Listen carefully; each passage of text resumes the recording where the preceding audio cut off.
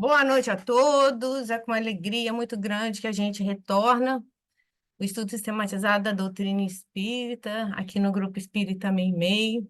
Sejam todos muito bem-vindos a esse momento de estudo da casa, que é de extrema importância para o nosso crescimento espiritual, intelectual, enfim. Nós estamos estudando o livro Evangelho Redivivo. Nós fizemos o primeiro livro no ano passado, a ele aí, a Geórgia está mostrando. Nós fizemos uma introdução ao estudo do Evangelho. O que que é isso? Esse livro está nos ensinando a estudar o Evangelho. Em junho do ano passado, nós iniciamos o Evangelho de Mateus. E nós vamos estudar o Evangelho de Mateus inteiro. O Evangelho de Mateus, ele, gente, já começou, só para contextualizar vocês, ele começa falando da genealogia de Jesus, da chegada de Jesus, da ida da família para o Egito, aquela parte histórica toda. Nós estamos numa segunda parte, que é o Sermão da Montanha. Já fizemos as bem-aventuranças todas o ano passado, e agora a gente está nos ensinamentos do Sermão da Montanha. Eu vou repetir o que eu digo sempre, muitas pessoas confundem achando que as bem-aventuranças são o sermão da montanha ou o sermão do monte. Não, elas fazem parte do sermão da montanha. Ele é muito maior. Então, a gente iniciou com o estudo Sal da Terra, Luz do Mundo, ano passado, e hoje a Geórgia vai estar trazendo para a gente o ensinamento do tema 19. Aqueles que não têm o Evangelho Redivivo, consegue baixar em PDF pelo site da Federação Espírita, tá? É o tema 19, que é o cumprimento da lei e a nova justiça. Então, para a gente iniciar, nós vamos ler uma página inicial, fazer uma prece. E, Thelma, você poderia ler a página inicial? E, Cris, você poderia fazer a nossa prece? Posso, sim. Sim. Obrigada.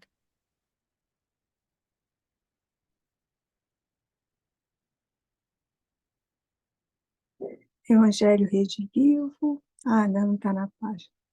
Ah, está apresentando, né? Então, vamos lá. Nossa página inicial, no livro ali, uma reflexão, Ceifa de Luz, capítulo 49, Antes as ofensas. Está pequenininha essa letra. Antes as ofensas.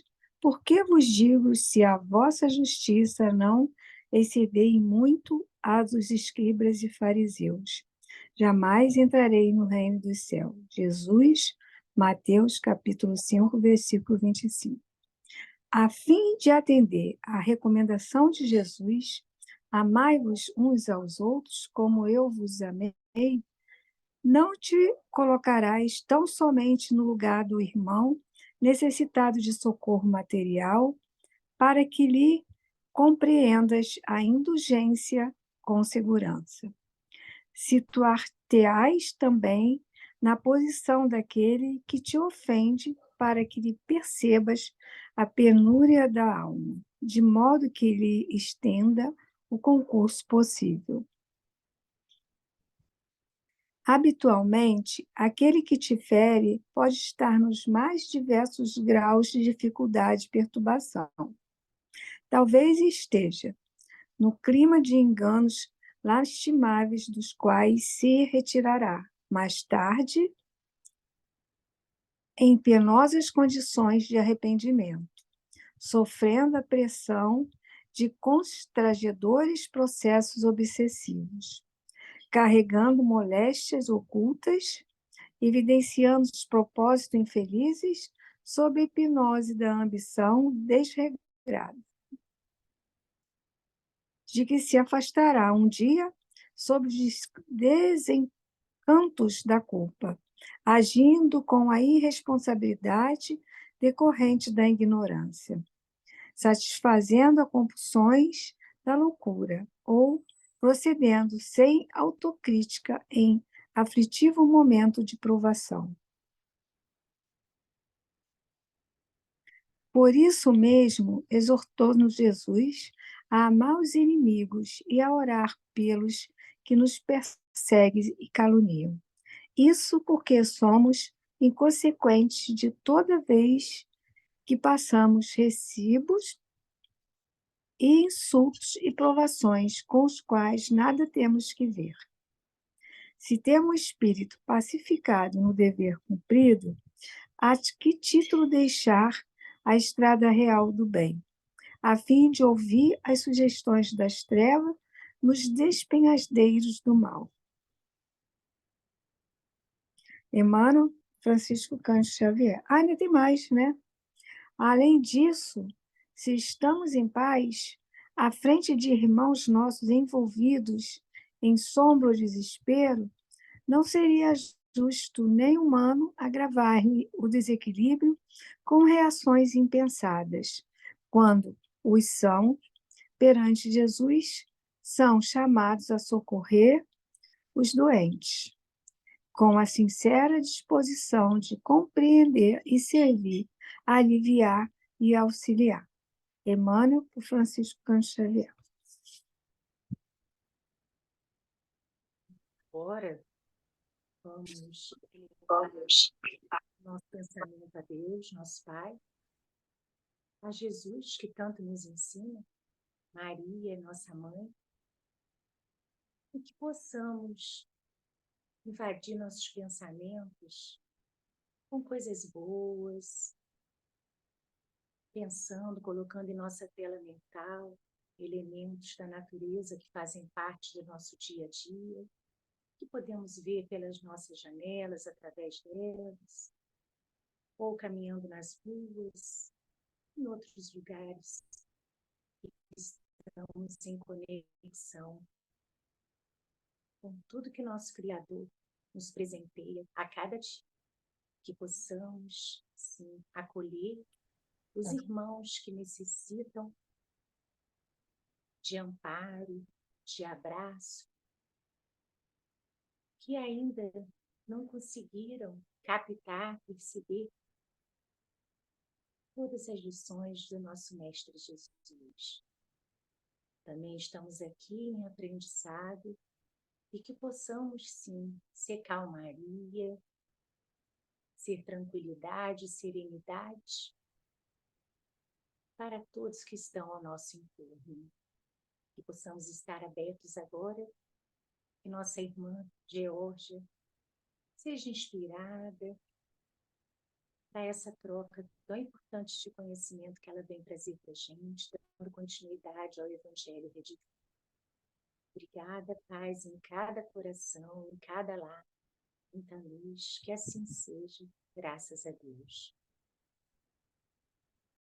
Obrigada, Thelma. Obrigada, Cris. Então, gente, hoje, né, a gente vai retornar ao estudo. E antes só da gente começar, nós temos dois amigos novos, a Noêmia e o João Luiz. Eu gostaria que vocês dois só dissessem assim, vocês conhecem a doutrina espírita, vocês já frequentam algum lugar, só para a gente ter ideia, até da forma como a gente vai abordar as situações. Vocês conhecem a doutrina espírita? João, Noêmia? Eu conheço um pouco, sim. Conheço o Livro dos Espíritos, conheço o Livro dos Médiuns, né? Então, você tem uma Mas não ideia frequento. da filosofia espírita, né? Tá. Noêmia?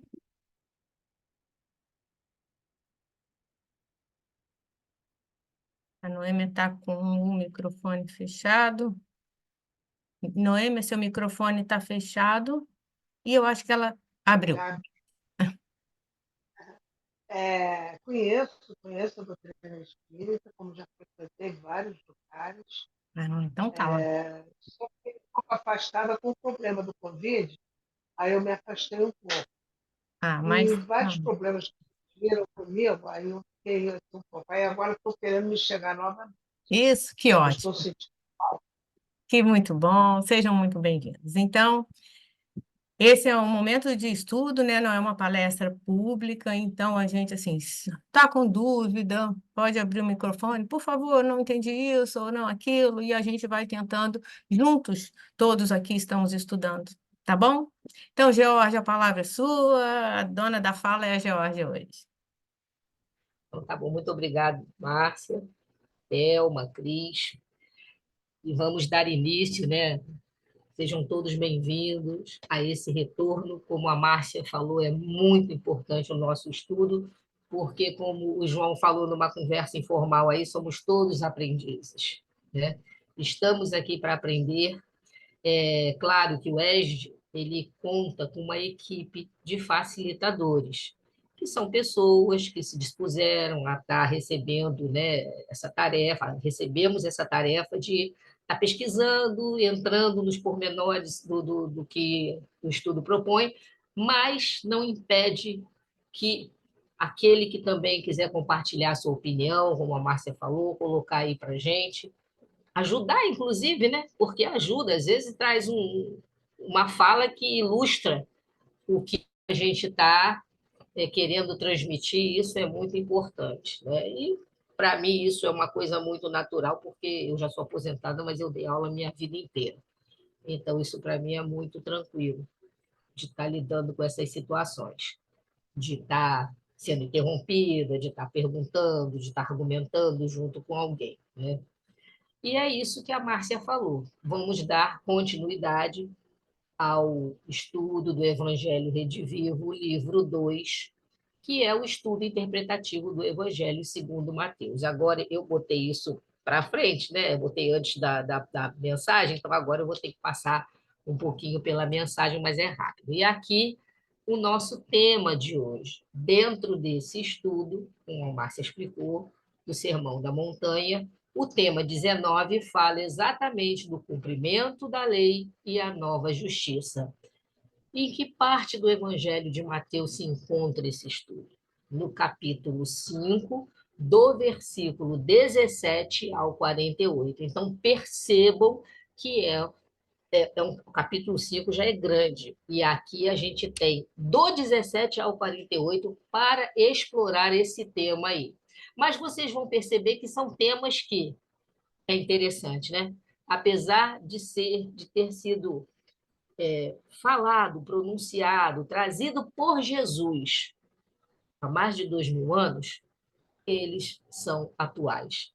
Então se torna cada vez mais para a gente assim muito forte essa mensagem de que o que Cristo trouxe é atemporal, atravessa o tempo, os séculos, e daqui há muitos séculos para frente a gente vai estar falando, de repente, com uma outra interpretação, porque esperamos estar numa condição melhor, mas ainda vamos estar utilizando como exemplo, utilizando como fonte de consulta, utilizando como roteiro para a gente alcançar a perfeição que nos é possível, né? Então, o tema 19, ele se divide em 19.1, que fala da nova lei, e 19.2, que vai se desmembrando, que é o cumprimento da nova lei e a nova justiça que Jesus trouxe para ilustrar. E aqui foi a mensagem que foi lida e a oração. Muito bem. Aí eu trouxe para a gente, eu achei Licença. esse... Oi? Não, Jorge, me perdoa interromper a senhora. Só tira Sim. uma dúvida minha só. Esse Pois não. livro que eu tenho aqui, segundo o Evangelho Espírita, serve também ou não?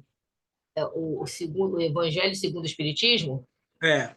esse livro é uma das obras do Pentateuco, né, que a gente chama, que são as obras que foram codificadas por Kardec, trazidas, né, para a luz do nosso conhecimento.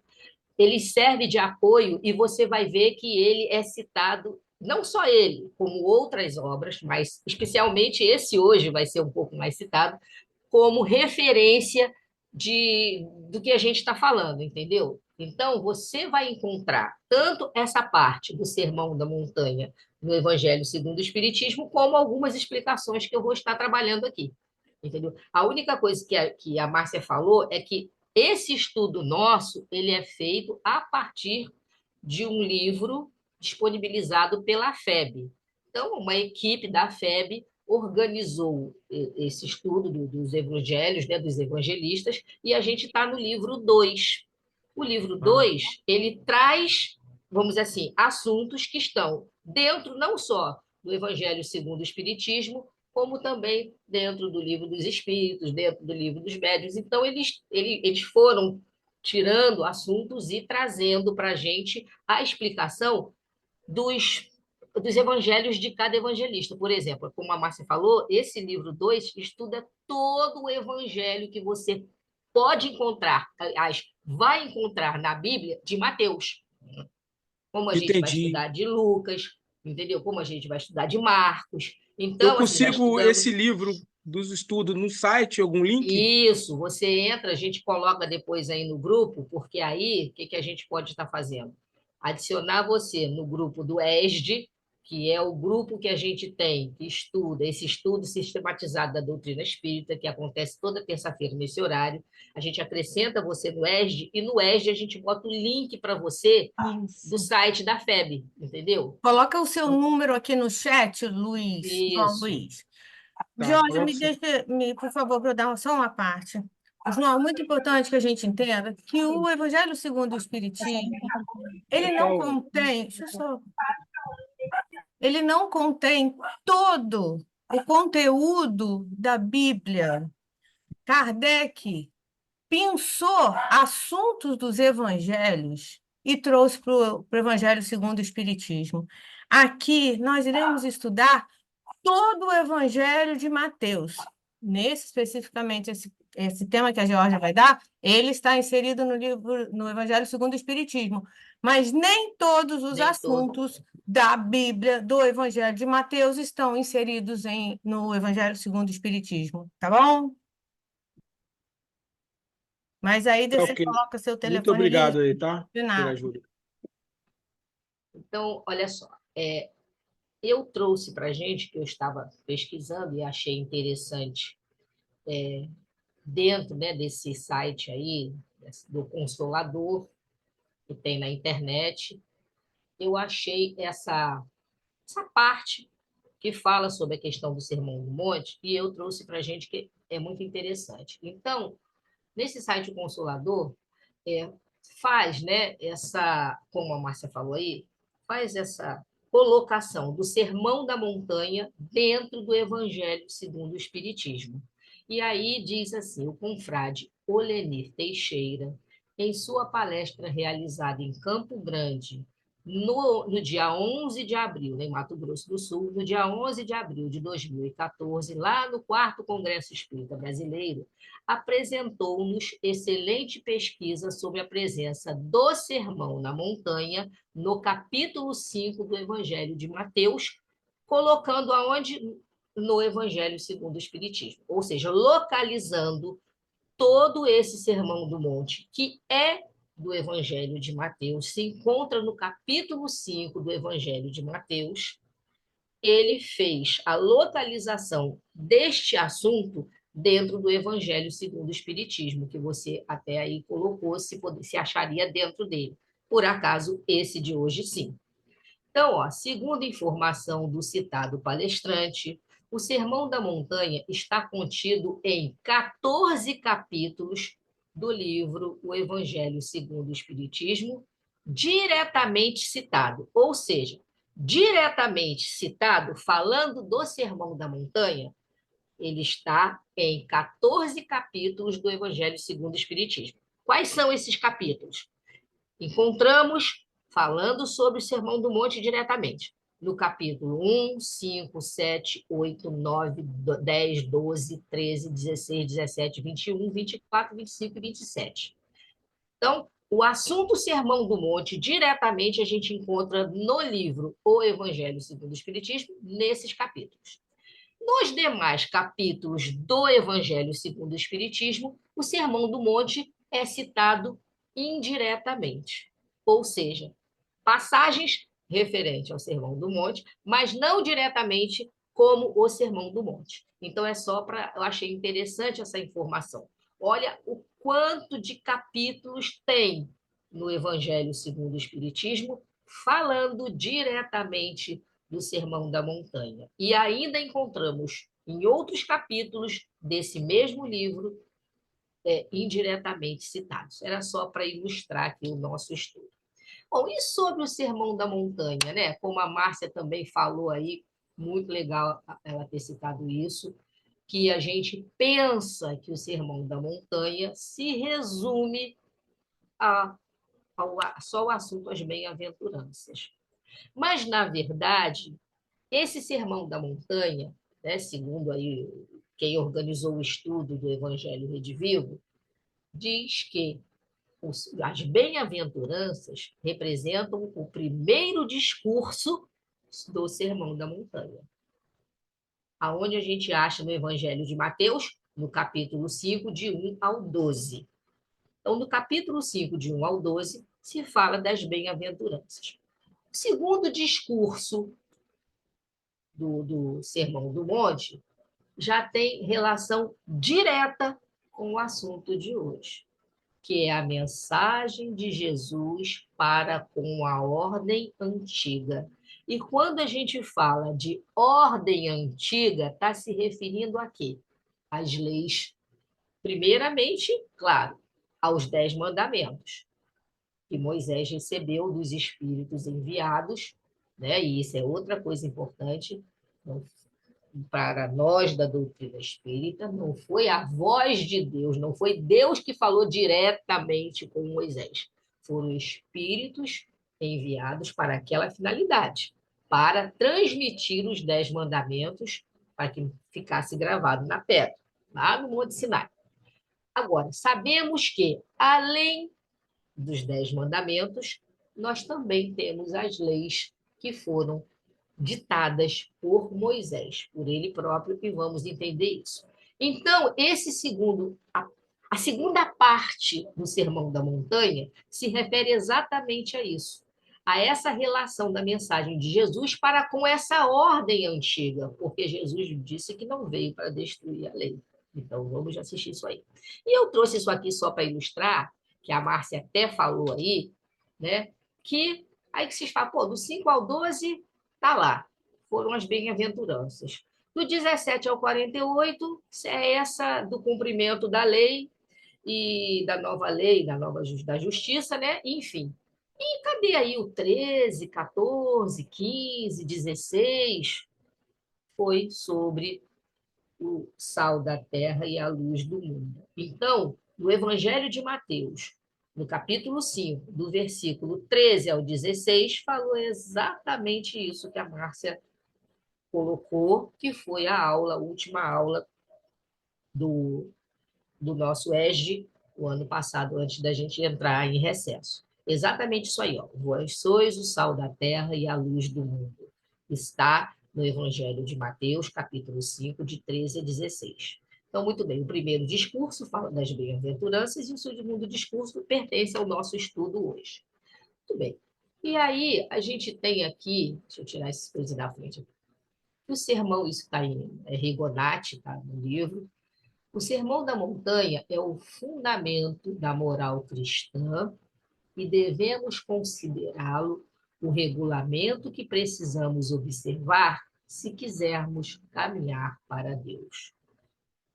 Resumindo, o Sermão da Montanha é o nosso roteiro para a nossa evolução, para chegarmos à condição de espíritos puros, né? Aí precisamos, por isso a importância de estudar, compreender e, à medida que a gente começa a compreender, colocá-lo em prática. Claro que sabemos que não vamos sair agora desta encarnação espíritos puros. Sequer chegamos na segunda ordem, né? Que dirá espíritos puros. Mas estamos a caminho. Então, precisamos cada vez mais melhorar a nossa condição. Por isso que é importante a gente estudar.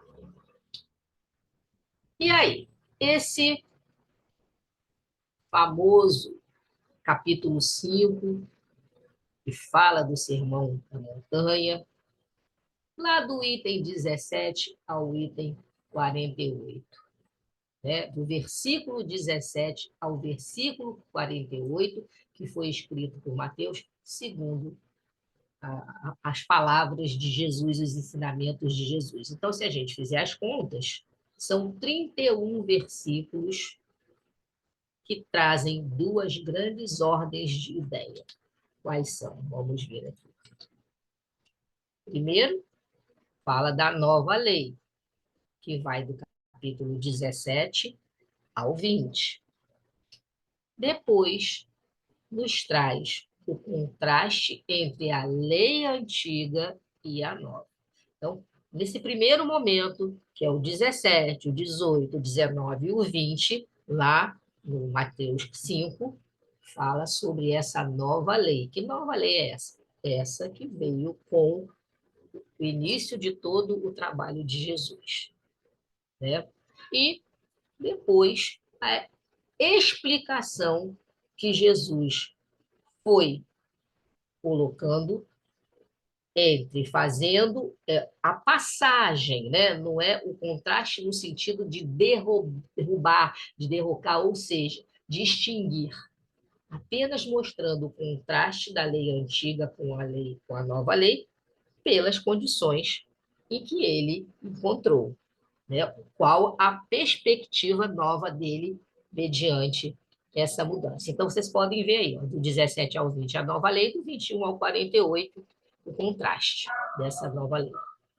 É importante, isso é muito importante, extrairmos o espírito da letra quando se trata do estudo do Evangelho. Entre outras palavras, é o seguinte: não podemos levar muitas coisas ao pé da letra, nem interpretar com a nossa visão, tá? A gente precisa compreender a época em que se encontrava e o que foi falado da maneira como foi falado. Jesus não alterou, olha aí, eu fiz questão de colocar em vermelho, com a letra diferente, para deixar bem grifado. Não alterou nada da lei antiga. Então, Jesus não chegou aqui, quando começou o seu apostolado, o seu trabalho, ó, quer saber uma coisa? Acaba com aquilo ali, que aquilo ali não vale nada, a lei agora é essa. Não foi isso. Até mais, né? Isso não seria nunca postura de Jesus. Poderia ser uma postura nossa, mas nunca de Jesus. Então, Jesus ele não alterou nada nessa lei antiga. Deu-lhe uma nova interpretação. Então, significa que a lei antiga ela foi válida ao momento em que ela se aplicava, que vamos ver isso aí para frente. Mas que naquele momento em diante, Jesus mudou a configuração, ele não derrubou, ele trouxe uma nova interpretação. E a gente sabe muito bem que a gente só consegue interpretar as coisas de uma maneira diferente quando a gente começa a entender o conteúdo, certo? Então, ele não alterou, ele trouxe uma nova interpretação e disponibilizou ao discípulo condições para o verdadeiro crescimento espiritual. Tá? Alguém quer fazer alguma pergunta, alguma colocação? Se quiserem, estamos aqui. Oi. Então, vamos lá. Então, esse tema 19, que fala aí do cumprimento da nova lei, da lei, né, e a nova justiça, ele é dividido dessa maneira. Como eu falei para vocês, a nova lei, 17 e 20, e a partir daí o cumprimento da nova lei que está lá, né? Como que foi distribuído nesse estudo para o nosso entendimento? O cumprimento da nova lei, da nova justiça, com a nova visão do não matarás, sobre o adultério, a interpretação do adultério, a nova interpretação do divórcio, a proibição de juramento, por que Jesus coloca aí no Evangelho, né? E Mateus coloca em seu Evangelho, que Jesus falou sobre o juramento, a proibição de vingança, a questão do amor e do ódio, da perfeição espiritual. Então, reparem, quando eu falei para vocês no início, que apesar da gente estar estudando, né, vamos dizer assim, um tópico novo, um tema novo, mas os assuntos são assuntos que, de uma maneira ou outra, a gente tem noção. Podemos, às vezes, não ter a interpretação, a noção exata da interpretação que Jesus passou, mas a gente sabe o que que significa cada item desse daí, o que que significa cada ponto desse colocado no capítulo 5 do Evangelho de Mateus.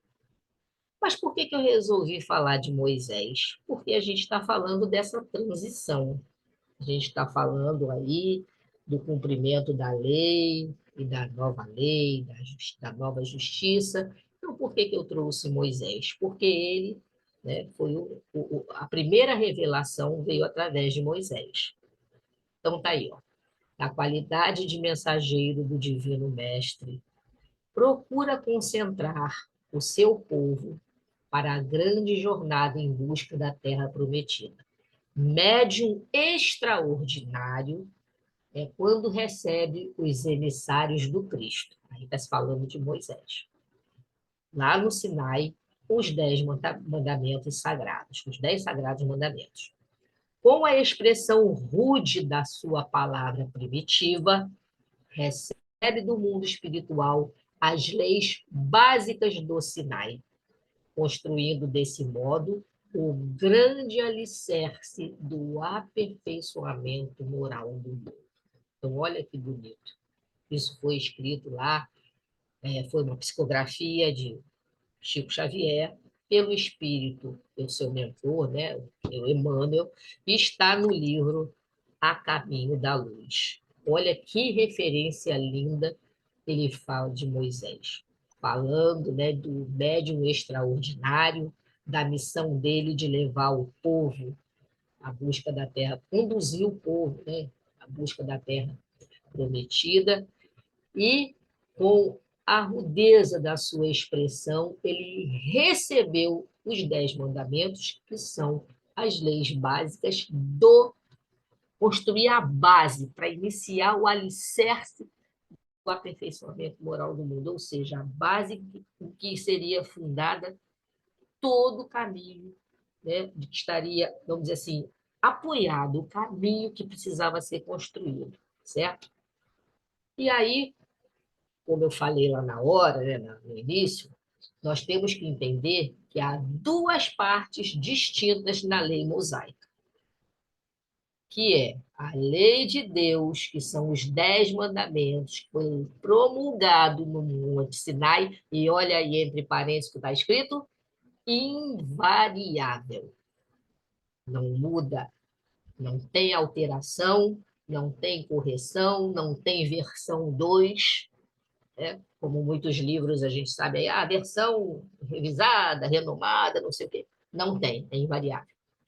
E, é claro, a lei civil ou disciplinar estabelecida por Moisés. Então, entendam, Moisés recebeu a lei, os 10 mandamentos, mas também precisou estabelecer outras leis com o intuito de disciplinar um povo que não tinha condições de entender a mensagem naquele momento que não fosse através da figura de um Deus que castiga. Ah, mas isso é um absurdo. Não é, gente. O povo, Jesus, quando veio, precisou falar em parábolas, porque o povo ainda não tinha condições de entender. Então, Moisés estava numa época muito atrás, precisou estabelecer leis que eram apropriadas aos costumes e ao caráter do povo, que vai se modificando com o tempo. O que se modifica com o tempo? Não só os costumes quanto o caráter, como as leis civis ou disciplinares. Então, aí, se modifica com o tempo, está se referindo a isso tudo aí. Tanto as leis civis disciplinares vão modificando, como os costumes e o caráter do povo, né? Então, a lei de Deus, ela é de todos os tempos, ela é de todos os países, ela não tem fronteira. Então, ela tem caráter divino. Mas as leis que Moisés precisou estabelecer, ele fez aquilo por quê? Ele foi obrigado a estabelecer aquela lei pelo temor, ou seja, um povo que era turbulento, era indisciplinado, que tinha conceitos muito arraigados, abusos, preconceitos que foram adquirindo durante a escravidão lá no Egito, então precisava combater aquilo tudo. Então, para imprimir aquela autoridade na época, ele teve que atribuir às leis que ele estabeleceu a origem divina, assim como fizeram vários outros legisladores dos povos primitivos, né? Então, o homem precisava apoiar-se na autoridade de Deus, mas somente a ideia de um Deus terrível que podia impressionar homens ignorantes. Então, foi a questão da época, foi a necessidade. Então, vamos lá. E no livro dos Espíritos, quais as características da lei divina? Trouxe isso aí para acrescentar, porque estava no estudo da FEB. Como eu falei, eterna e imutável como o próprio Deus. Repetindo aqui o que a gente sempre fala, só Deus é eterno. Nós somos espíritos imortais, mas não somos eternos, porque fomos criados a partir de um Deus que é eterno. Tá? Então, eterno e imutável somente Deus e as suas leis. Isso está lá na questão 615 do Livro dos Espíritos. Também é uma característica da lei divina, a única verdadeira para a felicidade do homem. Questão 614, do Livro dos Espíritos. Todas as leis da natureza são leis divinas, pois que Deus é a causa primária de todas as coisas. Isso está na questão 1, né, quando pergunto o que é Deus, e na questão 617. Eles juntaram essa informação tirando dessas duas questões.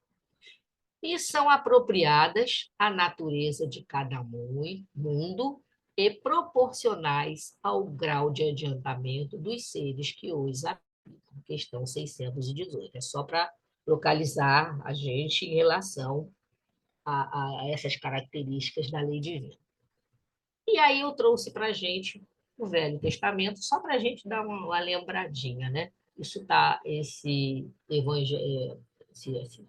trecho aí do Velho Testamento, que fala sobre os 10 mandamentos, está lá, a gente acha no Evangelho segundo o Espiritismo, no capítulo 1. Tá? Também faz menção lá na Bíblia, em Êxodo e em Deuteronômio. Está aí a referência. Então, primeiro lá, eu sou o Senhor vosso Deus, que vos tirei do Egito, da casa da servidão.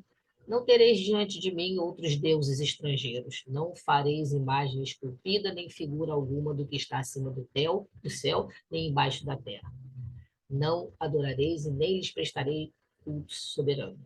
Não vou ler todas, porque não tem necessidade. Aqui é apenas uma referência para a gente lembrar dos 10 mandamentos. Esses, sim, foram ditados a Moisés. Esses foram ditados. Os demais, que eu não me engano, são mais de 600 leis que ele criou, foram leis próprias dele, estabelecidas por ele. Como eu já falei, a necessidade de controlar um povo turbulento e indisciplinado. E aí, repetindo, né? Então, por que a lei de Moisés se fez necessária? Foi aquilo que já falamos. A autoridade do homem precisava apoiar-se na autoridade de Deus. Mas só a ideia de um Deus terrível podia impressionar homens ignorantes, nos quais o senso moral e o sentimento de uma justiça reta estavam ainda pouco desenvolvidos. Então, se ele não controla daquela maneira, ele não conseguiria estabelecer esse alicerce moral. E aí aqui a gente tem uma pergunta, né, para ilustrar também, que eu trouxe do livro, esse livro que está aí a referência, O Consolador. Para quem está conosco no ESG há muitos anos, nós já estudamos esse livro todo, é muito interessante toda a divisão dele. Ele foi psicografado por Francisco Cândido Xavier pelo Espírito Emmanuel. E a pergunta 267, que o grupo, qual Chico Xavier fazia parte, fez a Emmanuel, foi essa aí. Qual a posição do Velho Testamento no quadro de valores da educação religiosa do homem? Então, ele pergunta aí, o que o Velho Testamento representa de valor para essa educação religiosa que se construiu aí na humanidade? Vamos ver aí o que Emmanuel respondeu a eles. No quadro de valores da educação religiosa na civilização cristã, o Velho Testamento, apesar de suas expressões altamente simbólicas, poucas vezes acessíveis ao raciocínio comum, deve ser considerado como a pedra angular ou como a fonte máter da revelação divina. Olha a importância do Velho Testamento, que muitas vezes ignoramos, né? E a pergunta 271, também do mesmo livro, O Consolador, foi perguntada a Emmanuel. Moisés transmitiu ao mundo a lei definitiva? Moisés transmitiu ao mundo a lei definitiva? Vamos ver o que Emmanuel respondeu.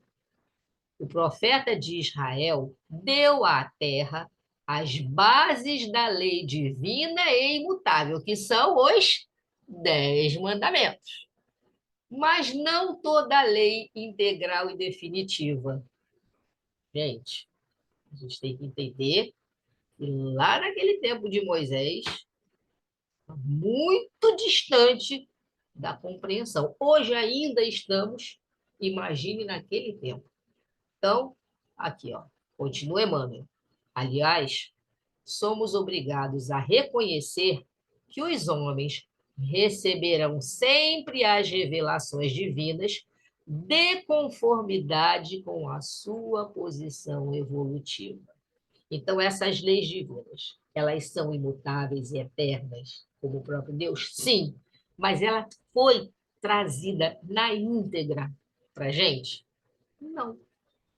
Não tínhamos condições de interpretar, de entender. Então, Nossa, o Alvinho oi, estava com a mão levantada. Eu oi, estava Alvin. Então, esperando fala aí. você fechar. Álvaro, Diga lá. nós não estamos te Não ouvindo, estamos te ouvindo. Alvinho. Você abriu o microfone, mas não estamos te ouvindo. Não, não ouvimos. Aquela hora a gente estava te ouvindo perfeitamente. Oi, oi, Agora sim. esses 3 mandamentos, ou antes de Cristo, ou depois. Foi antes de Cristo. Moisés veio muito antes de Cristo. Foi a primeira revelação, né, das leis de Deus. Moisés, entendeu? No Espiritismo, a gente considera a primeira revelação os 10 mandamentos. Foi muito antes de Cristo. O nosso estudo aqui hoje é exatamente para interpretar, né, depois da vinda de Cristo, como que ficou vamos dizer assim, Mas, esse estudo, essa direção que mas, Moisés deu às leis e veio mostrar que Cristo não veio derrubar nada do que Moisés trouxe. Ele veio interpretar uma nova visão para a gente. Fala, Álvaro. Não Seu estou te ouvindo. microfone não está funcionando, Alvinho. Então, vamos. Vamos lá. Então, está aqui bem claro para a gente. A gente não recebeu essa revelação integral e definitiva. A gente recebe as revelações conforme a nossa capacidade de ouvi-las e começar a assimilar, né? Ou seja, de acordo com a nossa posição evolutiva. E aí, eu trouxe aqui para a gente que até agora a humanidade da era cristã recebeu a grande revelação em 3 aspectos essenciais. Moisés trouxe a missão da justiça, o evangelho que veio através de Cristo, a revelação insuperável do amor. Então, prestem atenção. Moisés começou a construção desse alicerce com justiça. Já Cristo já nos trouxe a visão desse, vamos dizer assim, do que Moisés fez já com a característica, com a presença do amor. Outra interpretação.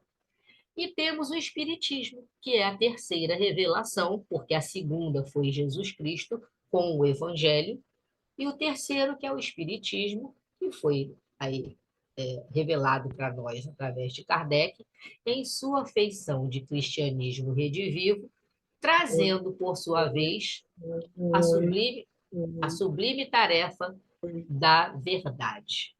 Né? Tudo bem. No centro das três, ou seja, do evangelho que Jesus trouxe, de Moisés com a sua missão de justiça e do Espiritismo com a tarefa da verdade, no centro encontra-se Jesus como fundamento de toda a luz e de toda a sabedoria. Está lá no livro O Consolador, essa informação. Então, para a gente ver como que... Bom, já chegamos no Espiritismo, terminou? Claro que não, gente. Ainda estamos em processo, estamos a caminho. Então, o nosso conhecimento não vai se acabar aqui, né? E nem nunca. A gente tem ainda muita coisa para aprender, muito caminho a percorrer, muitas missões a cumprir e continuamos e seguimos. Falamos de Moisés, e aí veio Jesus, conforme vocês viram lá. Rezam as tradições do mundo espiritual, isso também está no livro A Caminho da Luz, mesmo que foi que citou Moisés.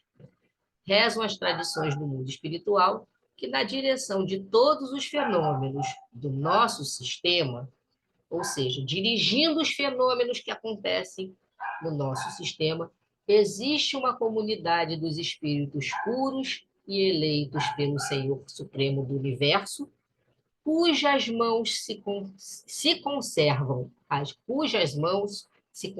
as rédeas diretora da vida de todas as coletividades planetárias. Ou seja, essa comunidade de espíritos puros e eleitos tem a direção de toda a vida, de todas as coisas. Entenda, gente, não está se falando do planeta Terra somente. Está se falando de todas as coletividades planetárias, que não temos ideia, porque a nossa visão é muito sistema solar. Existem muitos outros sistemas desse universo. Ele é imensurável para a gente, né?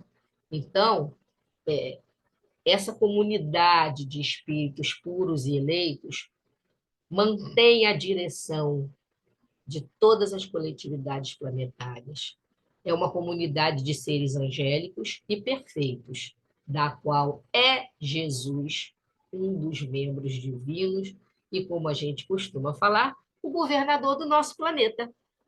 Né? É aquele que estava aqui muito antes do planeta Terra conseguir ser uma bolinha nesse universo.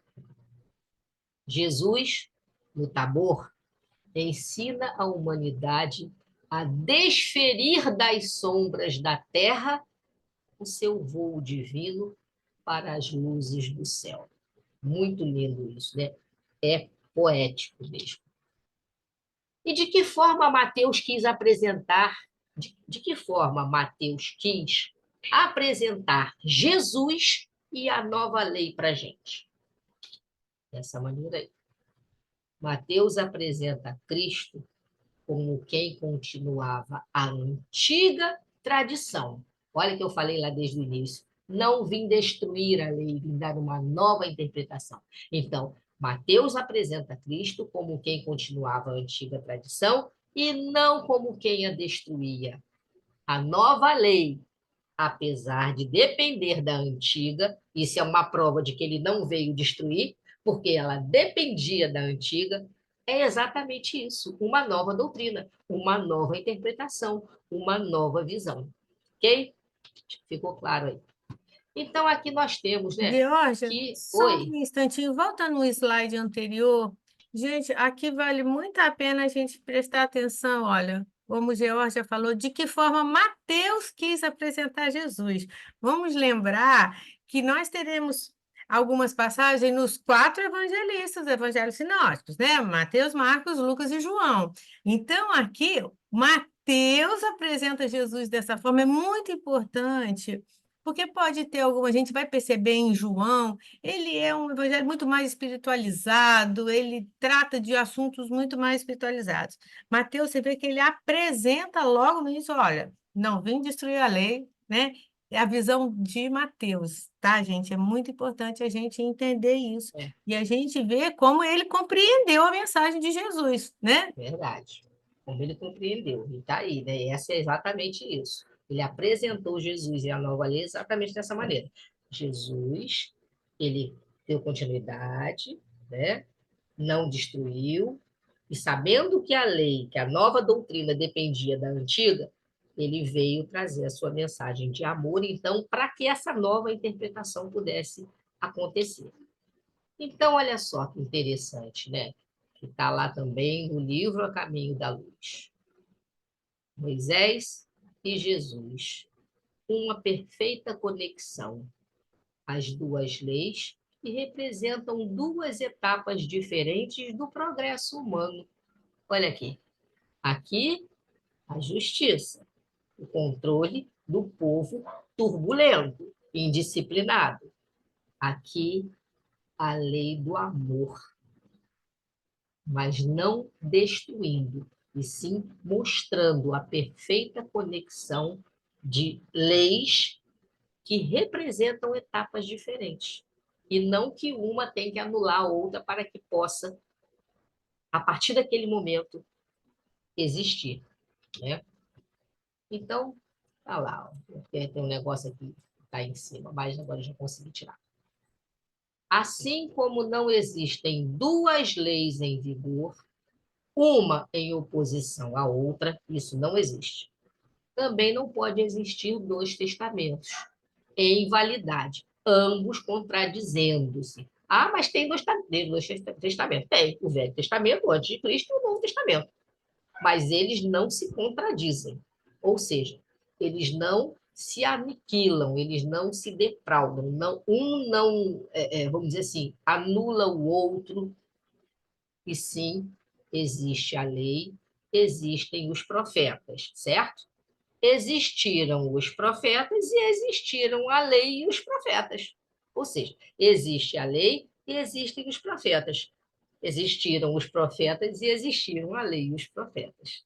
Jesus não veio revogar a lei e os profetas, mas cumprir, lembrar o cumprimento da lei, trabalhar pelo cumprimento da lei, ensinar o cumprimento da lei e impor o cumprimento da lei. Então, o que Jesus veio fazer aqui? Viver o evangelho através do seu exemplo. Então, Jesus não chegou num lugar e simplesmente falou: olha, a partir de agora é assim. Ele não fez, faça isso, faça aquilo. Ele exemplificou essa, ele vivenciou aquilo que ele veio ensinar. Então, ele muito mais exemplificou através das suas próprias atitudes e ações do que diretamente por palavras, porque a gente não tem noção do que Jesus percorreu e o que Jesus fez, né? A gente tem noção do que foi trazido a nós através desses evangelhos. Então, isso aí está lá, né? Foi Caibá Schutzer, Parábolas e Ensinos de Jesus, onde se encontra esse trecho aí. Bom, a principal atualização da lei antiga proposta por Jesus é incluir o amor em suas práticas.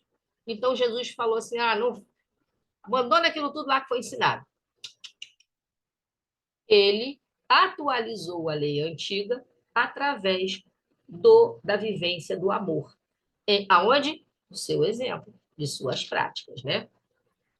Jesus não revogou nem atualizou a lei de Deus, mas deu-lhe uma interpretação nova, revestindo-a de amor a Deus e ao próximo. Então, olha que interessante, está bem explicativo isso daí, tá? Foi tirado desse livro que a gente está estudando, o Evangelho. Aliás, todo esse estudo é tirado do Evangelho Redivivo, desse livro 2. Tá?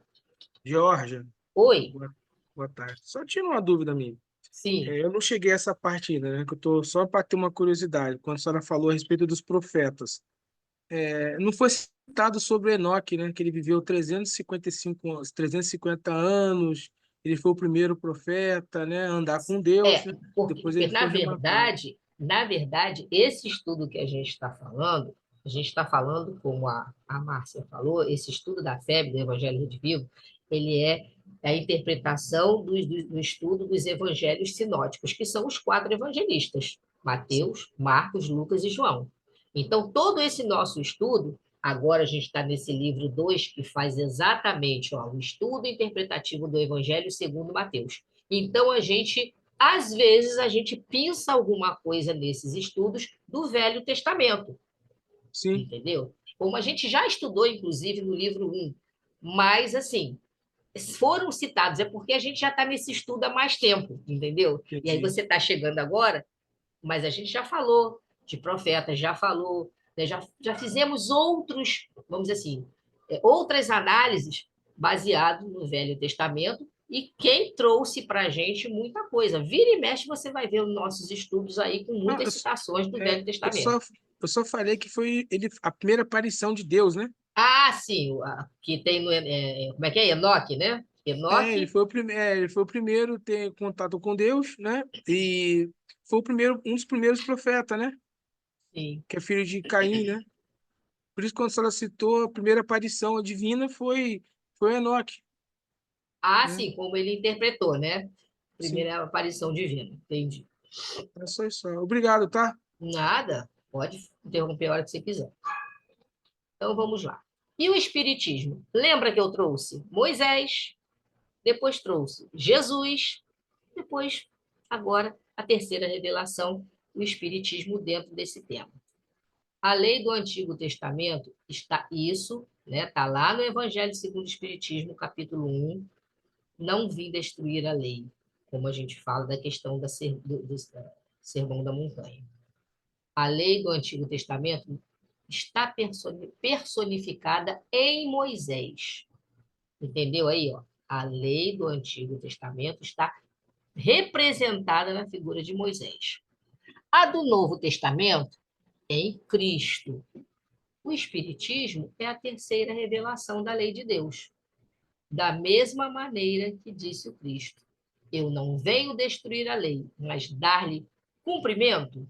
Também diz o Espiritismo: eu não venho destruir a lei cristã, mas dar-lhe o cumprimento.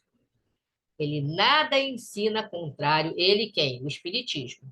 Nada ensina contrário ao ensinamento de Cristo, mas desenvolve, completa e explica em termos claros para todos o que foi dito de forma alegórica por Jesus para o povo que na época não tinha condições de entender, a não ser com essas alegorias, né? Dessa maneira, como a gente já fez estudos aqui mostrando a questão desse próprio livro mesmo, e quem fez o estudo até, por acaso, eu, das provações de Jesus no deserto, as tentações.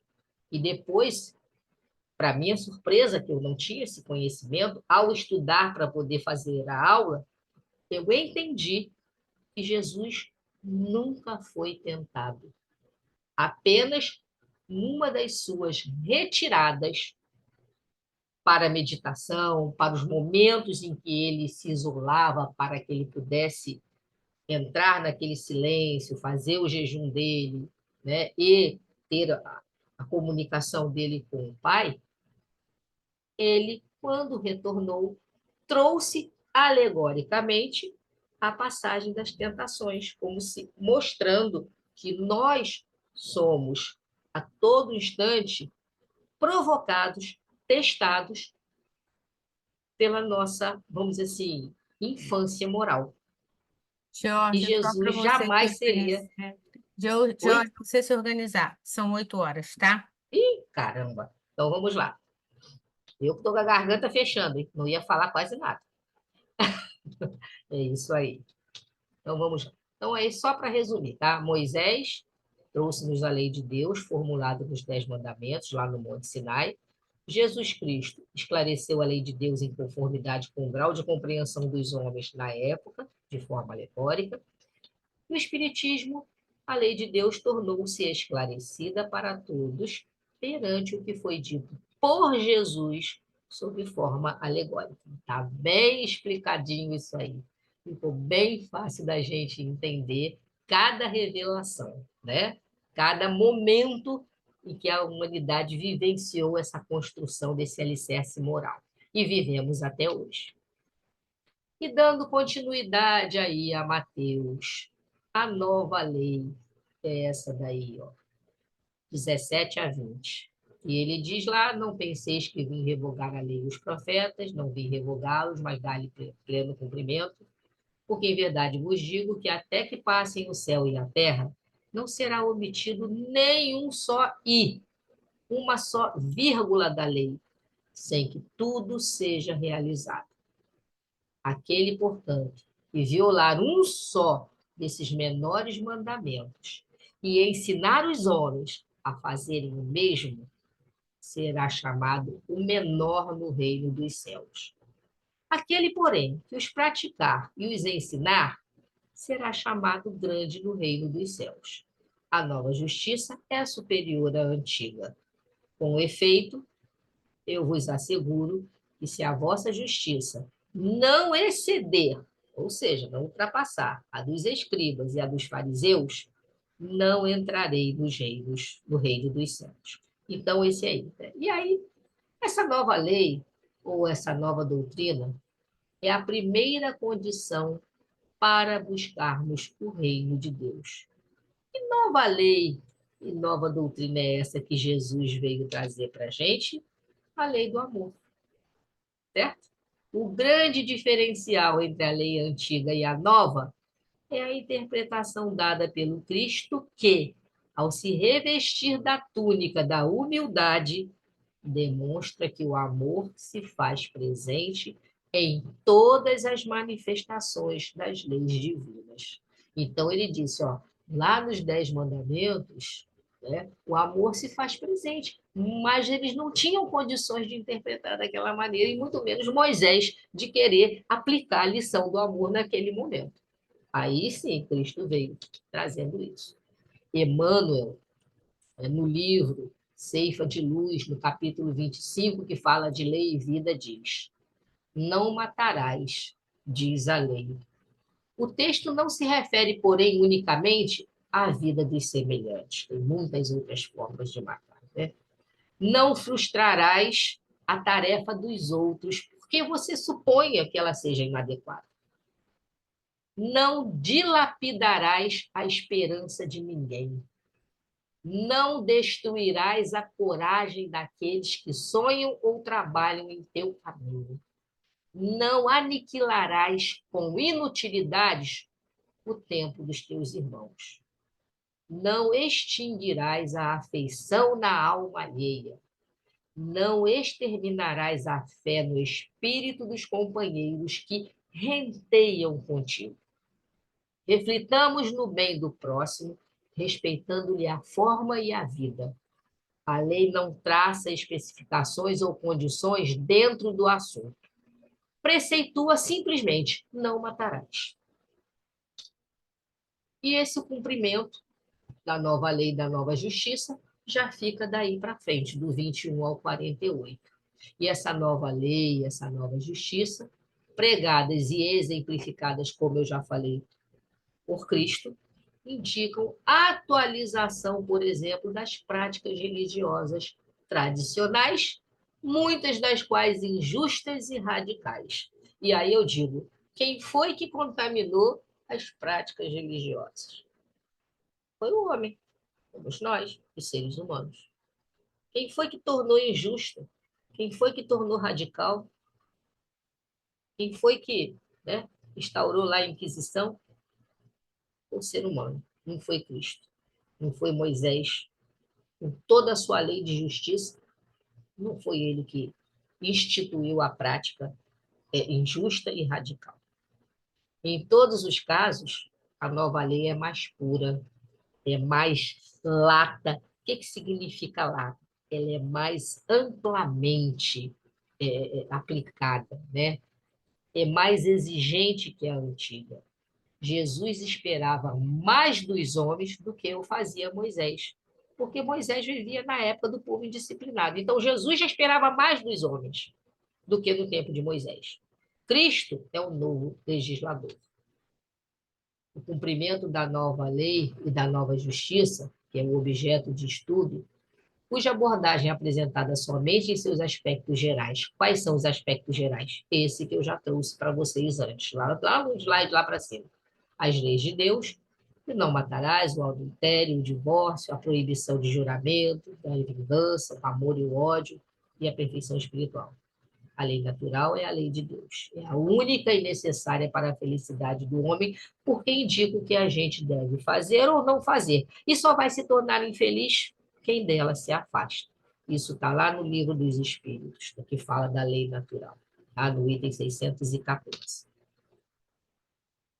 Lá no livro Vozes do Grande Além, Francisco Xavier, pelo espírito Antônio Luiz Saião, trouxe mais esse trecho para a gente. E o grande conflito entre o bem e o mal continua fragoroso e terrível, concitando-nos à humildade e ao trabalho, ao amor e à renúncia.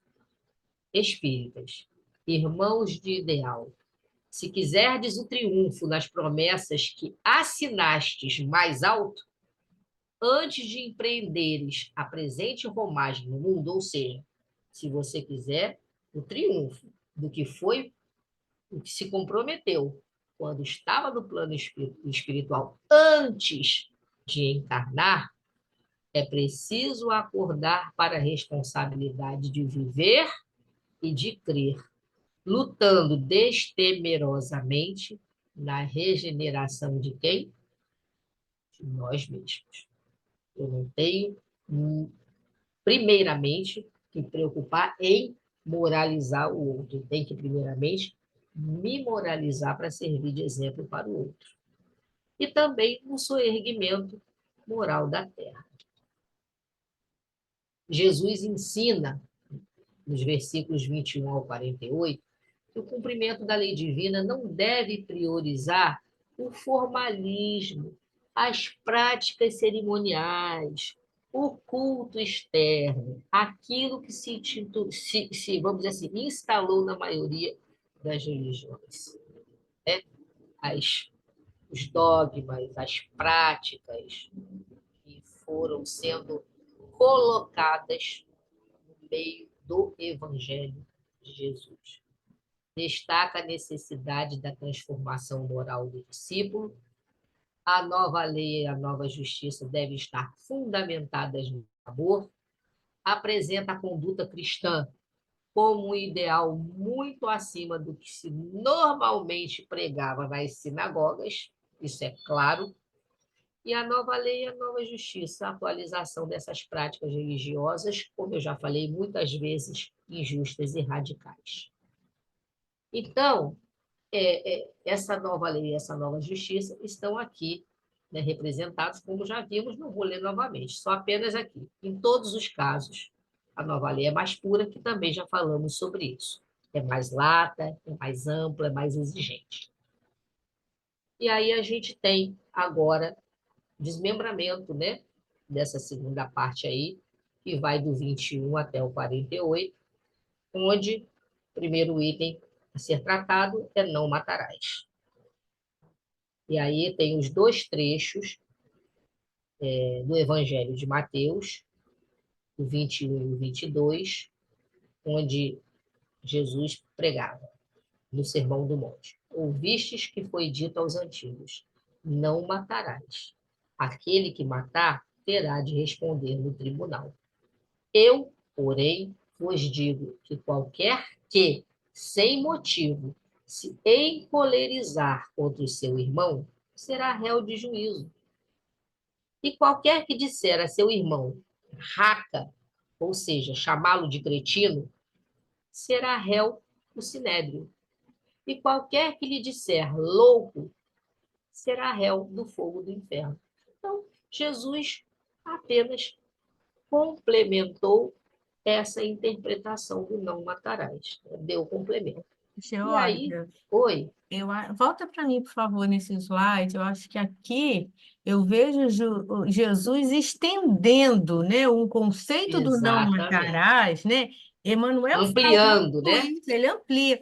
Emmanuel fala isso naquela página que você leu para a gente, né? Sim, Porque ante as ofensas, ele né? fala, olha, aquele que não matar, porque se matar vai responder no tribunal.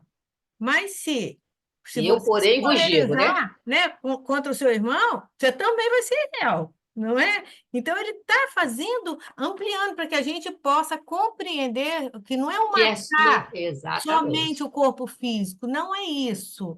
Por isso que a gente fala, eu não vim, né, como Mateus logo fala, Destruir a eu não lei. vim destruir a lei, mas fazer cumpri-lo. Ele está abrindo a nossa compreensão para esse conceito do Exatamente. não matarás, né? Exatamente, abrindo a nossa compreensão do que foi, vamos dizer assim, posto por Moisés lá quando recebeu os 10 mandamentos.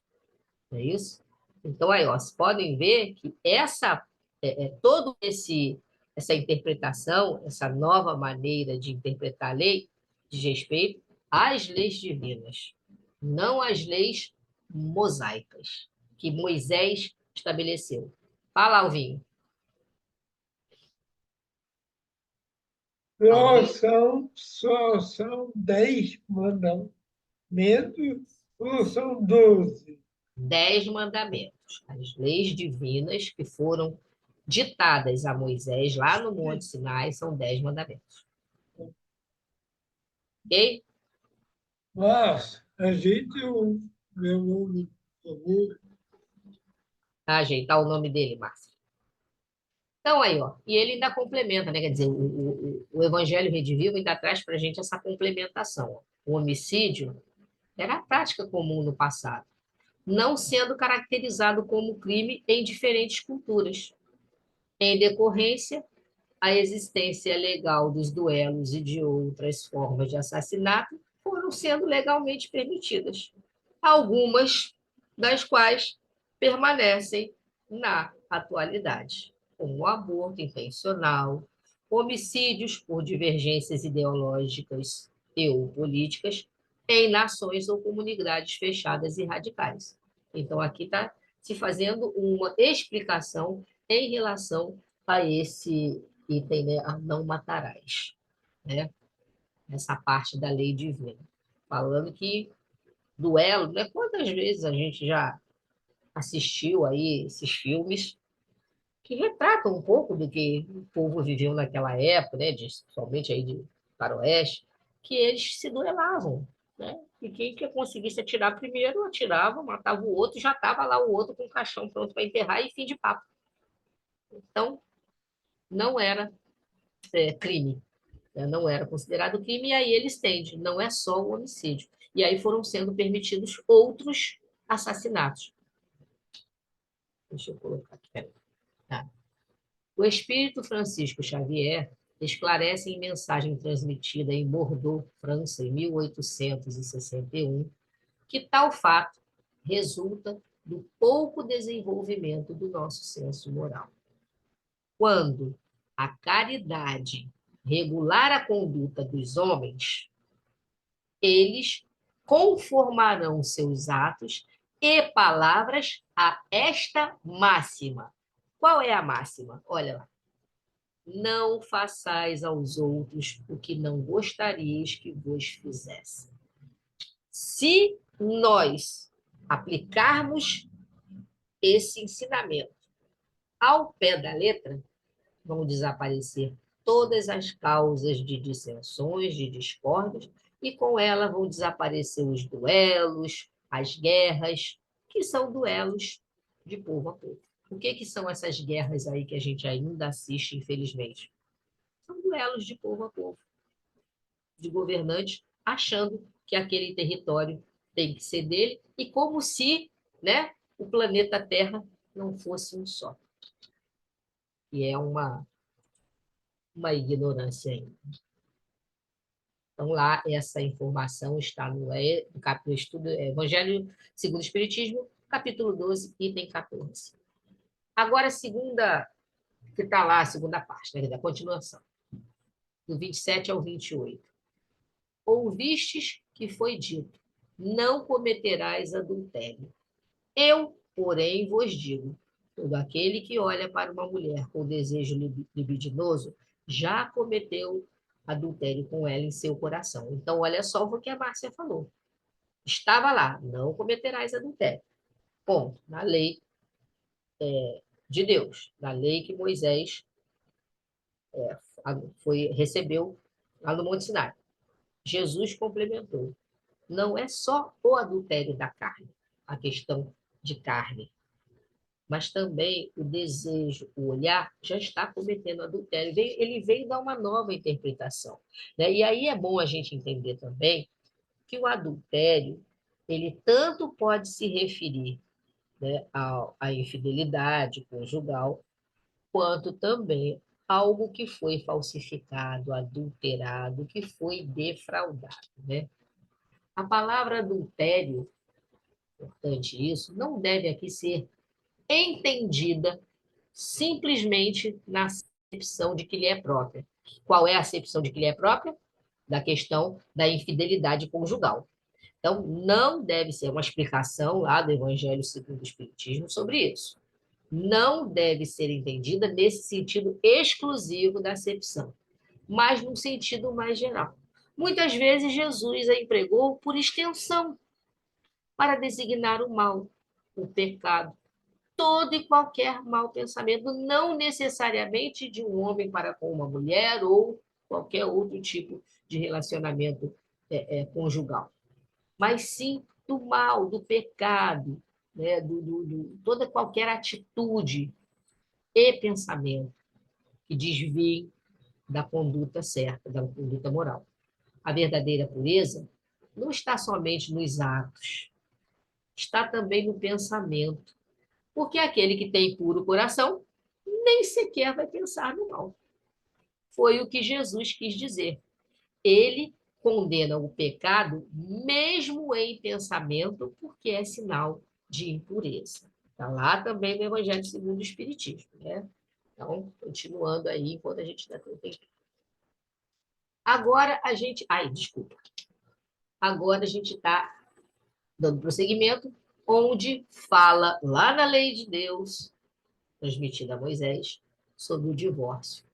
Aqui Mateus traz esse trecho do versículo 31, 32 e 33.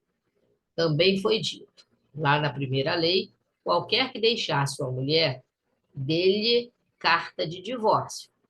Eu, porém, vos digo que qualquer que repudiar sua mulher, a não ser por causa da fornicação, faz que ela cometa o adultério. Ou seja, aquele que repudiar a mulher, porque, a não ser pela causa da traição, mas aquele homem que repudiar a sua mulher por qualquer outra causa que não seja traição, vai fazer com que ela cometa o adultério.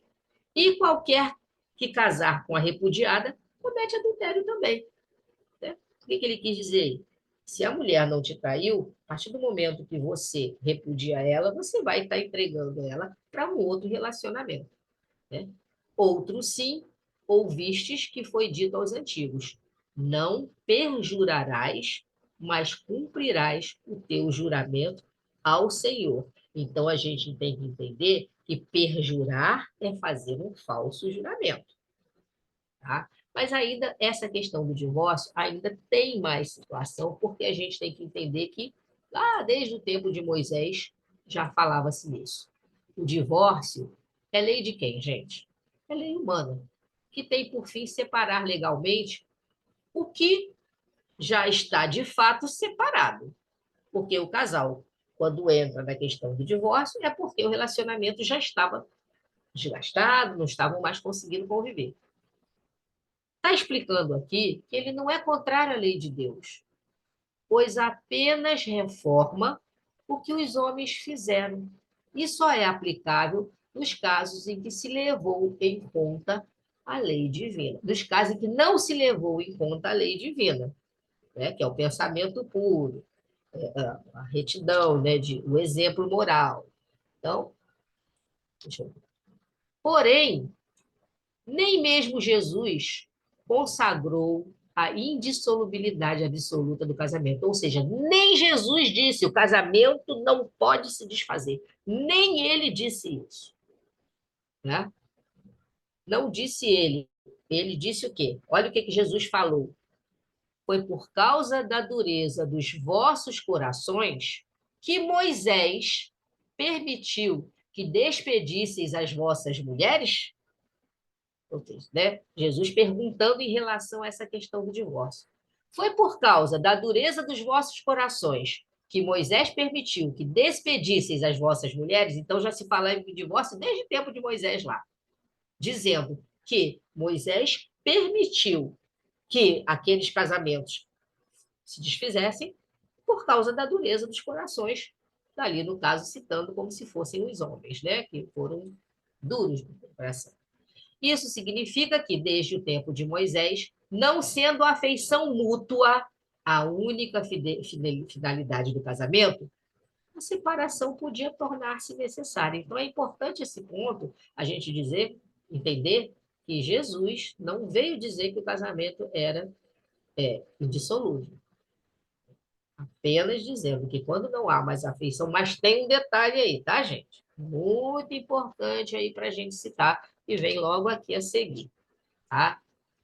Jesus vai mais longe, especifica o caso em que o repúdio pode ocorrer, o adultério. Ora, não existe adultério onde reina sincera afeição recíproca. E aí, olha só, interessante.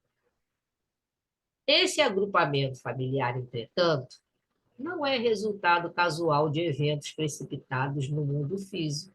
Está se falando dos casamentos que se formaram e que, por algum motivo, foram, né, muitos dissolveram. Mas ocorre nas esferas espirituais antes do renascimento de cada um, orgânico, quando a programação entre os espíritos comprometidos é projetada, ou de maneira positiva para aquilo caminhar muito bem, ou de maneira negativa, para quê? Para os ajustes necessários ao progresso a que tudo está sujeito. Então, esses casamentos foram acordados lá antes do Renascimento para se manter um compromisso de ajuste. Se não foi cumprido, espera que vai voltar. Bom, vamos ter que voltar. Esse trecho aqui de agrupamento familiar está no livro Constelação Familiar, psicografia de Divaldo Franco e do espírito Joana de Ângeles. E aí, lá no Livro dos Espíritos, questão 775, Kardec pergunta: qual seria para a sociedade o resultado do relaxamento dos laços de família? Ou seja, se essa mania de divórcio virar algo corriqueiro, como pessoas que muitas vezes a gente escuta falar, já estão entrando na igreja para uma cerimônia para se casarem, já dizendo assim, se não der certo, eu separo. Né? Então, o que foi respondido? Uma recrudescência do egoísmo. Então, vamos ver o que isso quer dizer. Recrudescência, gente, significa sobrevir com maior intensidade, exacerbar-se, agravar-se, recrescer. Pois uma das maiores chagas, né, da humanidade, além do orgulho e o egoísmo, se a gente começar a brincar de casa separa, vai intensificar essa questão do egoísmo. Tá? E aqui, né, no livro, tem um negócio me atrapalhando, né? Deixa eu tirar aqui. Lá no livro Evolução em Dois Mundos, pelo espírito André Luiz, psicografia de Valdo Vieira e Francisco Cândido Xavier, está escrito isso aí. Quanto ao divórcio, segundo os nossos conhecimentos no plano espiritual, não existem na Terra uniões conjugais legalizadas ou não importa se moram junto, se casaram na igreja, se casaram em qualquer outra denominação religiosa ou não, que não tenha vínculo grave, sem vínculos graves no princípio da responsabilidade assumida em comum. Essa responsabilidade, como já vimos, foi assumida onde? Onde? Lá no plano espiritual. Entretanto, nos casos especiais, o divórcio é o mal menor que possa surgir entre os grandes males. Ou seja, às vezes, o divórcio é a solução para que outras situações piores não venham a acontecer. Mas, sabendo-se, porém, que os devedores de hoje voltarão amanhã ao acerto das próprias contas. Então, é interessante a gente deixar isso bem claro. O divórcio não está sendo condenado em determinadas situações, está esclarecido aqui que ele se faz necessário naquele momento para que os males não cresçam, não se propaguem além daquilo. Porém, amigo, espera que vocês vão voltar para se acertar. Tá? Agora, a proibição do juramento. Não sei, Márcia, quanto tempo aí me resta. George, te fala, restam 5 minutos. Jesus, vamos lá. Tá faltando juramento, né? O amor e ódio, acho que perfeição espiritual. Os juramentos, os famosos juramentos. Está lá do 34 ao 37. Eu, porém, vos digo que de maneira nenhuma jureis nem pelo céu, porque é o trono de Deus, nem pela terra, porque é o escabelo de seus pés, nem por Jerusalém, porque é a cidade do grande rei. Nem jurarás pela tua cabeça, porque não podes tornar um cabelo branco ou preto. Seja, porém, o vosso falar sim, sim, não, não. Porque o que passar disto é procedência maligna. Então, o juramento, gente, já é uma prática antiga, que infelizmente ainda é usual no meio religioso de diferentes procedências. Por que que isso aqui está como infelizmente? Porque você jura se comprometendo com Deus e 99,9999 bota uma dízima periódica imensa, não cumpre o que jurou, o que prometeu. Então, por isso da questão aí da proibição do juramento. O juramento tem por princípio invocar a Deus por testemunha de algo que se afirma ou se promete realizar. Ora, quem somos nós para prometer algo a Deus, né, afirmando ou prometendo realizar, se não o realizamos? Jesus sabiamente orienta os seus discípulos a não fazerem juramentos em nome de Deus ou não, pois entre a promessa e o seu cumprimento há fatores que podem estar fora do controle de cada um. Ou seja, entre a promessa e o cumprimento tem uma ponte que muitas vezes desabou. E aí, né, não se consegue cumpri-la. Não jurarás falso. Jesus condena os abusos ao princípio. A multiplicação de juramentos criou o quê? Um espírito superficial inclinado à mentira. Né? Juramento é o ato ou efeito de jurar, prometer solenemente, invocando como boa fé algo que se considera sagrado. Promessa solene, jura, fórmula por jurar. Aí vocês me desculpem, eu só trouxe como exemplo 2 situações que eu vou colocar logo no slide a seguir. Mas primeiro vamos ler isso aqui também, que está lá no livro Parábolas e Ensino de Jesus. Os juramentos podem ser uma instituição humana, mas não divina. O Senhor dotou-nos de quê? De inteligência, de razão e liberdade, para que não nos escravizemos a quem quer que seja. A exigência do juramento teve começo nas agremiações religiosas. Quem foi que criou? O sacerdote lá, o homem que estava lá na frente. Que se desviaram do cristianismo para manter os princípios dogmáticos, ou seja, para impor aquilo que eles achavam certo, eles se desviaram do cristianismo. Ou seja, resumindo, sim, sim, não, não, é o que está escrito. E é o que nos cumpre proferir em nossas resoluções. E aí eu trouxe aqui, só para a gente ver, Ah, quando a gente não consegue cumprir com o nosso juramento, estamos cometendo o quê? O perjúrio, né? Conforme já foi falado. O falso juramento, aí a mentira. Então, aí, só para vocês verem, né? Tem o juramento do advogado, e aí a gente sabe que a profissão ela exige determinadas coisas, mas que ele jurou lá exercer a advocacia com dignidade, independência, observar a ética, os deveres e prerrogativas profissionais, defender a Constituição, a ordem, os direitos humanos, a justiça social, a boa aplicação das leis, enfim. Isso acontece, gente? Nem sempre, né? E o juramento do médico? Aí eu trouxe, aí parece até que estou querendo provocar as duas amigas aqui do centro, né? A Márcia, que é advogada, e a Miriam, que é médica. Mas não é isso. Trouxe só de exemplo, tá bom, gente? Juramento de Hipócrates.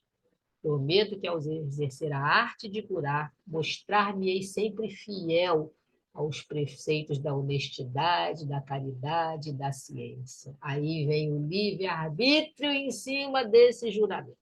Ainda está lá penetrando no interior dos lares, meus olhos serão cegos, minha língua calará os segredos que me forem revelados, quais terei como preceito de honra.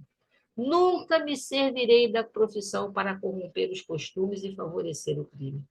Se eu cumprir este juramento com fidelidade, goze eu para sempre a minha vida e a minha arte da boa reputação. Se o infringir ou dele me afastar, suceda-me o contrário, e no final ainda pede para ser castigado. Mas, enfim. Então, tá aí. Se a gente quiser parar Georgia, agora para isso que fazer a eu ia prece te dar a final, ideia, porque como ainda tem 3 itens, acho que não vale a proibição da pena a gente, vingança, né, correr. Mas sobre a proibição do juramento, assim, muito interessante, porque às vezes, né, o nosso comportamento é tão infantil ainda que a gente acha que alguma penitência, por exemplo, eu me comprometo a me flagelar ou jejuar não sei quantos dias, como se isso fosse apagar algum ato que eu tenha feito, não é? E na maioria das vezes eu também não exatamente. cumpro. Então, assim, Então, se eu não não é? cumprir, posso ser castigado. Não Tem é? que me castigar, tem que Então, me autoflagelar, né? então, muitas vezes, eu acho que Jesus quis dizer é isso, olha só, né? Não é por aí, não é por aí, por isso que ele Então, proibiu esse não juramento, faça né? juramento que você não Não tem vai ainda cumprir, moral para cumprir com o né? juramento que fez a Deus, né? É verdade.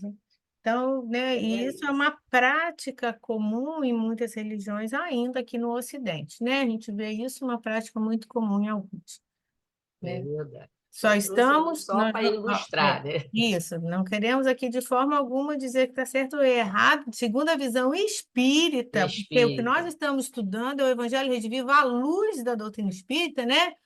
Não Isso. seria uma penitência, um sacrifício ou qualquer outra palavra que a gente tenha a dizer que vá apagar aquilo que nós fizemos e que não foi legal. E sim, os nossos atos estão aí Os para frente, nossos atos, né? que vão responder, né, Por por isso. nós, vão ser É, como é o nosso juiz lá no, isso aí. perante o acerto das nossas contas. Então, Georgia, ficaremos com 3 itens para você fechar na próxima vez que você estiver, porque a gente vai ter o intervalo do O carnaval, tá, carnaval. gente? E aí Aí, como depois, eu falei com você, dia depois a 13 é o gente vai carnaval, dia 20 eu estou na casa de Amanda. se reorganizar, e aí, mas dia 13 não temos, mas dia 20 estaremos aqui, tá? E aí eu vou colocando para vocês no grupo os temas que a gente vai abordar. E terminaremos esse algum dia, eu só não sei o dia certo, tá bom? A gente vai Pode ser no deixar. dia 27, né? Que aí É, você já não vai estar. é. Mas aí a gente combina mais para frente, tá bom? Ok. A gente coloca no grupo. Queria agradecer a Geórgia por ter trazido para a gente esses esclarecimentos, agradecer a todos vocês que estiveram aqui conosco, né? E a presença da Noêmia e do João Luiz, que chegaram aqui hoje pela primeira vez. Sejam muito bem-vindos. Amanhã nós temos palestra pública presencial na Casa Espírita. Se estiverem em Angra e quiserem estar conosco, será um prazer. Lá Então, no Camorim, tá? lá Para no quem não Camorim. conhece, fica no Isso, Camorim, na parte de cima. isso. Então, para a gente encerrar, vou pedir a Miriam Simone, pode fazer a palestra final para a gente? Desculpa, a palestra, hein? Vamos então, amigos, fechar os nossos olhos, procurar entrar em contato com o nosso Pai Maior, entrar em contato com bons amigos espirituais, porque a prece é isso, é abrir o nosso coração, a nossa alma para eles, para que eles possam nos abençoar, nos acompanhar nas nossas provações, estar conosco sempre, e que nós possamos fazer sempre o melhor dar o melhor de nós, para que nós sintamos essa companhia, esse amparo, esse consolo. E nós te agradecemos, Pai, por mais um dia, porque só é possível seguir o seu evangelho se compreendermos, se soubermos o que Cristo queria nos dizer. E para isso, amigos, precisamos do estudo. Precisamos tirar algumas horas para refletir, para pensar em tudo que foi dito, para que tudo isso possa passar de palavras e penetre os nossos corações. Fica conosco, Pai, nos ajudando, nos auxiliando sempre com as nossas dificuldades. E por tudo agradecemos, por graças a Deus. Obrigada, Miriam Simone. Então, uma boa noite a todos vocês. Fiquem em paz. Terça-feira que vem, não estaremos aqui, mas no dia 20 estaremos. Tá? Fiquem todos em paz. E, Noêmia, você precisa Oh, me passar o seu telefone para eu te incluir no grupo. Você pode? Eu Você pode? te, É. eu te passo, Ah, então tá. O Alvinho passa. Tá ótimo. Boa noite. Boa noite. esse é o meu Boa Boa noite a noite, todos gente. aí, tá? Boa Muito noite. obrigado pelo convite. Boa noite. Seja bem-vindo. Obrigado. Gente, que felicidade eu vi na cara da Miriam Simone quando a Márcia falou a palestra da Miriam Simone. Eu falei, eita, como é que ela está feliz para fazer. Daqui a pouco é ela. Na outra semana é ela. Boa noite, gente. Valeu, boa noite a todos. Bom feriado. Boa noite.